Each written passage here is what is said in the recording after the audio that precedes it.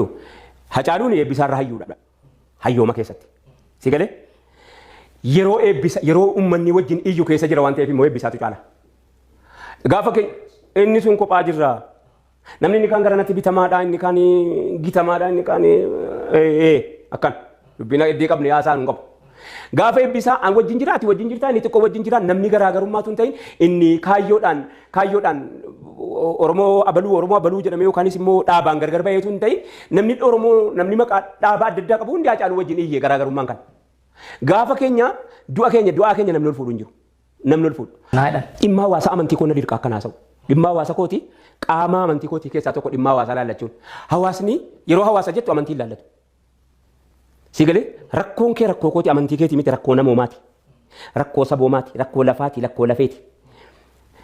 Namni ardii kabajaa maqaa ofiitiitiif du'e hin wareegame malee hin du'e hin jedhinaa jedha amantiin Islaamaa. Kabajaa isaa eegsisu jechuuf. Namni du'e kabajaa isaa. Kabajaadhaaf qophaatti lola qabda. Waa ofiitiif kabajaa keetiif. Ana akkan hawaasa kootiif yaadu hawaasa kootiif dhimmamu. Si galee nama miidhuu irratti hirmaadheen beekuun miidhamee tan iyye malee.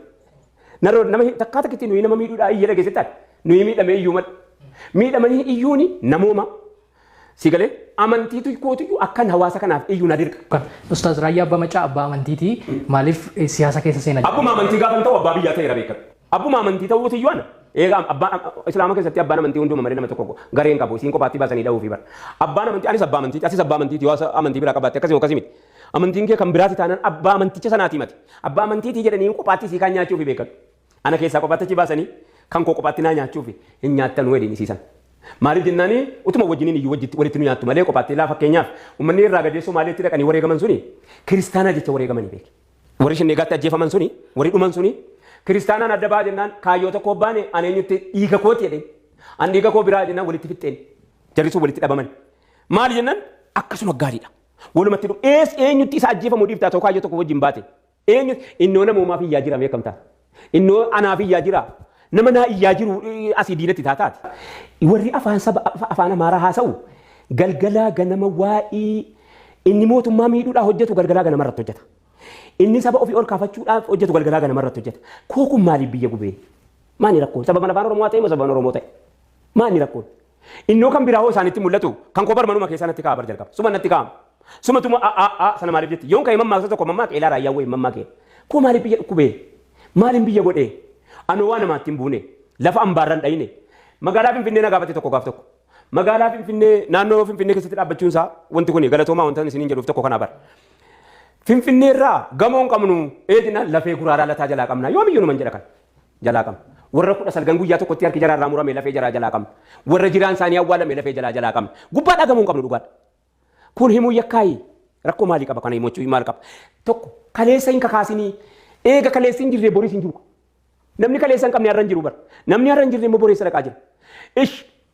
Naannoo Finfinnee kana ani tuula manaa barbaada. Rakkoo maalii qaba tuula mana jalaa badee kaa? Na jalaa faca'anii. Ana na dhiba. Ana bakka citeen na jalaa dhiiga. Ana na dhukkubsa. Abbaa kooti inni kaleessa eessa dhaqanii tuula manaa barbaadaa wannan jedheef waa rakkoo biraatiif miti bara.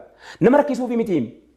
Waasaatii fi isatu walirraa godaane anatu isarraa godaane ilmoon gaafa hin jirre ilmoon kootiif ilmoo isaa wal wallaala diina wal seeti arra yoon itti hime malee eenyuun itti naa hima kana malee an hawaasa biraa miidhuurraa sagantaa tokko illee hin qabu nam tokko sababa Raayyaa Abbaa Macaa akka inni miidhamu hin barbaadu eenyullee manzuumaa keessatti hawaasa buqqa'e maaltu buqqise kaleessa akkuma 1887 buqqaate sana har'as buqqaansisa 1887 buqqa'e sun har'as ittuma jira. Hawaasni maaltu godaansisee asii baarii geessee qurxummii afaan buuse. Inni qurxummiidhaaf dhayxee huusiin abbaa barbaadde rasaasaa na jalaa gatte. Abbaa barbaadde immoo inni kaan immoo soodii naqee isa kaan dubartii keenya Beeruutitti fooqeedhaan na jalaa darbattee abbaan barbaadde immoo barbaadde itti guutee abbaan barbaadde utuun duniyaarra jiru utuun iyyuullee du'uu wayya malee yoo du'a ta'e naman. Guyyaa koon dabarfadhu guyyaa koo malee immoo abbaan fedhe waan godhuu bara. Guyyaa koo immoo kanaan duutaan durnaa galmeeffame bara. Namni hadda du'a inni si ajjeesuu barbaadu si ajjeesuu hin danda'u bara. Hacaaluun guyyaa isaa du'e waan inni irratti du'e sana kabajaadha malee. Bakka. Guyyaa sana wanni irratti du'e sun kabajaadha bara. Maaliif jennaan utuu offalmu utuu harkaan kennin si galee utuu offalmu utuu eenyummaa isaa utuu lafee isaatii falmu asii Harargeedhaa jara buqqa'e na duraa Hacaaluu dhaqeen. Si galee yoo tikaatee amantiidha jette. Hacaaluun amantii isaa Islaamaa waa'ee kootu isa dhibeen waa'ee hawaasa isaatii isa dhibeen asii bahee dhaqee waan kennee fi quufuu dadhabee imimmaanii hirmaatee galee hirmaannaa isa akkana hin jenne maa callumeetti siif bu'amaa masiif siif hin bu'amu bara. Yoo wanti si boosisu keessaa gadi ka'e malee si bu'amuu hin danda'u. Waatu keessaa citee jennaan gaafa sana maraatee mucichee. Waatu jalaa badeenyaan maraate maaltu hawaasa kana ilaa duriin buqqa'ee hawaasni kun dhaggeeffadhu. Buqqa'eeti iddeetti jiraatu dhabee akkatti jiraatu dhabee buqqa'ee Somaalee dhaqe. Somaaleen illee biyya ta'ee Oromiyaadhaa ol ta'ee Oromoodhaa ol ta'ee inni illee ol nu buqqisee bara lammaffaa. Asii gadi buqqaana achii ol buqqaana bara.